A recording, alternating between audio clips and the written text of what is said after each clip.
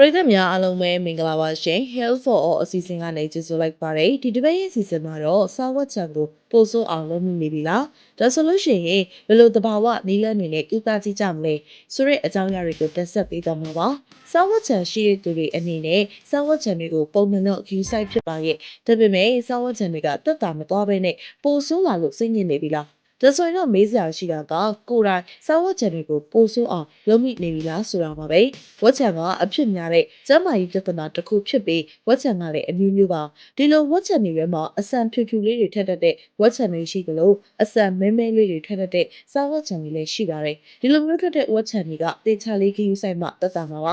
ါဒီလို queue ဆိုင်တဲ့အခါမှာလည်းနီလန်းမှန်ဖို့လိုအပ်ပါတယ်တကယ်လို့နီလန်းမှန်မှန်ဒီမဆိုင်ဘူးဆိုရင်ရှီရင်ဆွဲစားဝတ်ချံတွေပို့ပြီးတော့ဆိုးလာနိုင်တယ်လို့နောက်ထပ်သောစားဝတ်ချံတွေကလည်းထွက်လာနိုင်ပါတယ်ဒါဆိုရင်တော့ဘယ်လိုအလေးထားတွေကစားဝတ်ချံတွေကိုပို့ဆိုးစေနိုင်တယ်ဆိုတာကိုကြည့်ရအောင်ပါ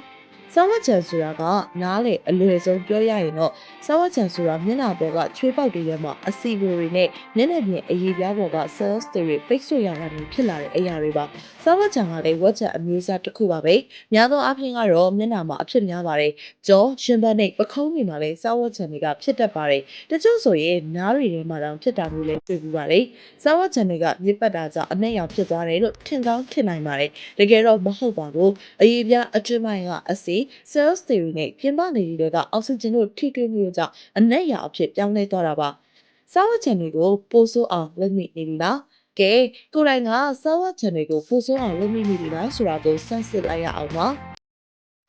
စားဝတ်ချံတွေကိုညှစ်ထုတ်တာစားဝတ်ချံတွေကအတော်လေးအလှပြတ်စေပြီးတော့ညှစ်ထုတ်ပြစ်ချင်စရာလည်းကောင်းပါပါတယ်ဒီလိုမျိုးညှစ်ထုတ်လိုက်တာကတော့ကောင်းတာလည်းမဟုတ်ပါဘူးစားဝတ်ချံကညှစ်လိုက်ရင်လည်းထွက်သွားတာမဟုတ်ပါဘူးရိုးရိုးဝတ်ချံတွေထက်တောင်ပါပဲညှစ်ရခတ်ပါသေးတယ်စားဝတ်ချံတွေကိုမရမကညှစ်ထုတ်တာလက်ရောင်လိုက်ပြီးတော့ရောင်ရမ်းတာပိုးဝင်တာတွေဖြစ်စေနိုင်ပါတယ်မိတ်ကပ်တွေသိချာမဖြတ်တာမိတ်ကပ်တွေလိမ့်တာကစားဝတ်ချံတွေကိုအခြားသူတွေမြင်အောင်အတော်အသင့်တော့ဖုံးနိုင်ပါတယ်ဒါပေမဲ့ကိုသုံးတဲ့အမျိုးအစားကချွေးပေါက်ပိတ်စီတာတွေဖြစ်ရင်မိတ်ကပ်ကိုသိချာမဖြတ်နိုင်ဘူးဆိုရင်တော့စားဝတ်ချံတွေကိုပို့ပြီးတော့ဆိုးစေမှာပါခေါင်းစုပ်ကိုပုံမှန်လဲတ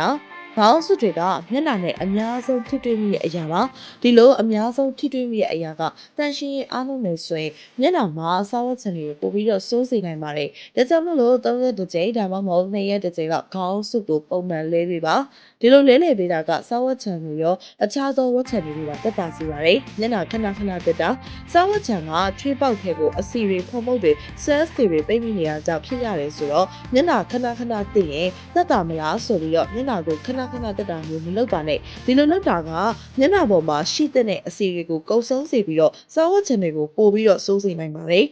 ်မျက်နှာကိုလက်နဲ့ခဏကင်လာလက်ချောင်းတွေကညစ်ပတ်တဲ့အရာတွေအများဆုံးထိတွေ့မိနေတဲ့အစိတ်ပိုင်းလေးပါဒါကြောင့်မို့လို့လက်ချောင်းထိပ်လေးမှာဘက်တီးရီးယားတွေဖုံးမုတ်တွေကကပ်ပြီးတော့ညှိနေနိုင်ပါတယ်ဒီလိုညစ်ပတ်နေတဲ့လက်ချောင်းလေးတွေနဲ့မျက်နှာကိုခဏထိတွေ့မိတာကစားဝတ်ချံကိုပို့ပြီးတော့စိုးစေတာကြောင့်မျက်နှာကိုလက်နဲ့ခဏထိတွေ့ကင်တယ်တာမျိုးမလုပ်ပါနဲ့ကဲဒါဆိုလို့ရှိရင်ဒီအချက်တွေကိုလုံးမိနေပြီလားဆိုတာကိုယ်တိုင်ဆက်စစ်ကြည့်လိုက်ပါဦးနော်ဒါဆိုရင်စားဝတ်ချံတွေကိုဘယ်လိုဖယ်ရှားကြမလဲ1ရင်နှင်းငွေပေးတာ2တတိခွန်နဲ့ပေါင်းတင်တာ3မုတ်ဖို့ဆိုတာစားဆိုတာကိုအသုံးပြုတာ4အရေးပြား cells တွေကိုတခြားနဲ့ဖယ်ရှားတာ5ကျုပ်အကာနဲ့တန့်စင်တာ6ပြားရည်ကူထုံပြုလုပ်တာ9တံပြိုသီးရည်ကိုအသုံးပြုတာ8တွားတိုက်ဆေးကသုံးတင်သလားစားဝတ်ချံတွေလူသိများတဲ့အိမ်သုံးစည်းတွေမှာတွားတိုက်ဆေးအနေငယ်ကိုစားဝတ်ချံပေါ်တုတ်ပေးတဲ့နည်းလဲပါပါတယ်။တွားတိုက်ဆေးရဲ့ပိုးမွားသေးစေတဲ့အစွမ်းသက်တွေကဒီ area တစ်ဝိုက်ကိုတန့်စင်မယ်ဆိုပြီးယူဆကြပါတယ်။ဒါပေမဲ့တွားတိုက်ဆေးကအသားရည်ကို6သွေ့စေနိုင်တာကြောင့်ဒီနည်းကိုတော့အကြံမပြုလိုပါဘူး။စားဝတ်ချံမဖြစ်အောင်ဘယ်လိုလုပ်လို့ရလဲ။ဘက်တီးရီးယားကြောင့်စားဝတ်ချံမဖြစ်အောင်လုပ်လို့ရမယ့်နည်းလမ်းတစ်ခုကတော့အသားရည်ကိုတန့်ရှင်းအောင်ထားဖို့ပဲဖြစ်ပါတယ်။ဒီတော့ exchange ပရိသတ်တွေကိုစားဝတ်ချံကိုပို့ဆိုးအောင်လုပ်မိနေပြီလားဒါဆိုရင်တော့သဘာဝနီးလန်းတွေနဲ့ကုသကြည့်ကြမလဲဆိုတာကိုရှင်းပြပေးခဲ့တာကြောင့်ကျွန်မပြောရှင်တဲ့လက်ဆောင်ဘွားတွေကိုဖြတ်တန်းနိုင်ကြလိမ့်မယ်လို့မျှော်လင့်ပါတယ်နောက်လာမယ့်အပတ်တွေမှာလည်းကျွန်မတို့ရဲ့ Health for အစီအစဉ်ကနေပြီးတော့အမျိုးသမီးကလေးတွေနဲ့ပတ်သက်တဲ့ကျန်းမာရေးနဲ့ဘဝတုတ္တရစေတဲ့အကြောင်းအရာတွေကိုမျှဝေတက်ဆက်ပေးတော့မှာဖြစ်တဲ့အတွက်အပတ်စဉ်စောင့်မျှော်ကြည့်ရှုဖို့ဖိတ်ခေါ်လိုက်ပါတယ်ရှင်ကြည့်ရှုအားပေးခဲ့ကြပရိသတ်များအားလုံးကိုကျေးဇူးတင်ရှိပါတယ်